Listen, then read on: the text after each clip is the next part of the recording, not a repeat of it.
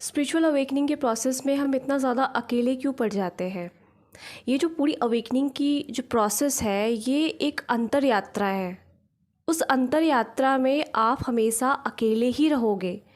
उसमें आप किसी दूसरे इंसान को अपने साथ लेके नहीं जा सकते, क्योंकि आपको ही सारी चीज़ें सीखनी होंगी कि अपने इमोशंस को कैसे खुद से संभाला जाए। आप इसके लिए किसी दूसरे पे आश्रित नहीं हो सकते, क्योंकि ये जो पूरा प्रोसेस है आपको डिटैचमेंट सिखाता है। और डिटैचमेंट में जब कम्प्लीटली आप डिटैचमेंट जब तक आ ना जाओ, तब तक परमात्मा मेक श्योर करते हैं कि आप जिस भी दिशा में अगर अटैचमेंट क्रिएट करने भी जाओ, किसी से अगर मदद भी लेने जाओ, तो वहाँ से भी आपको ट्रिगर मिले।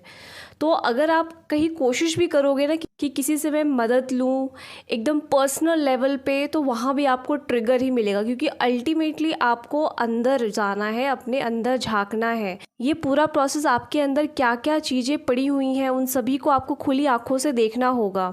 इसलिए आप भाग नहीं सकते, और इस पूरे प्रोसेस में आपको अकेले ही तय करना होगा। और कोई कम्युनिटी अगर मिलती भी है, तो वो जब आप पूरी तरीके से वननेस में आ जाओगे, जब खुद से ही आप खुद को संभालना सीख जाओगे, फिर बाहर की चीज़ें तो बस बिल्कुल वैसे ही है जैसे केक के ऊपर एक चेरी होती है। तो आपने कंप्लीट केक तो खुद से बना ही लिया ना, तो वो चेरी रहे ना रहे उससे अब कोई फ़र्क नहीं पड़ता। इसी वजह से इस पूरे प्रोसेस में आपको अकेले यात्रा करना ज़रूरी होता है।